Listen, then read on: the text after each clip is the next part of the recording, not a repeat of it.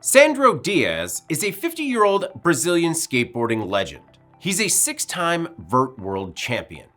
Well, he recently made history once again when he dropped in from the curved facade of a 22-story building in Brazil. Until now, the Centro Administrativo Fernando Ferrari, or CAFF building in Porto Alegre, standing about 88.91 meters high, has been a white whale in the skateboarding community, which has dubbed the unique structure the quote, ultimate skate ramp. Dias himself has dreamed of riding CAFF for some 13 years. After a month of planning and another 30 days or so of transforming the facade by laying about 800 plywood panels over the concrete exterior, Dias's dream came true.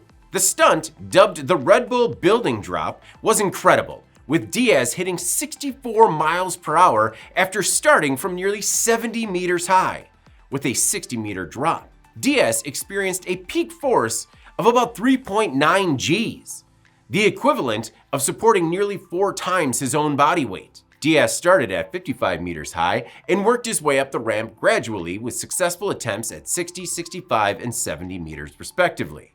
The team had to lay plywood down because, although the building looked fit to ride, the exterior was weathered and cracked, not the ideal surface to skate down at nearly 65 miles per hour. The effort included 115 metric tons of ramp materials, which will now be repurposed. The metal scrap will be recycled, and the 800 sheets of plywood will be donated and used as biomass. Guinness World Records representatives were on hand to certify a pair of records: the tallest drop into a temporary quarter pipe and the fastest speed on a temporary quarter pipe. Still, it wouldn't have been possible without some incredible engineering. Oh, and crash pillows, safety gear, and a lifetime of training. I'm David Manti. This is Manufacturing Now.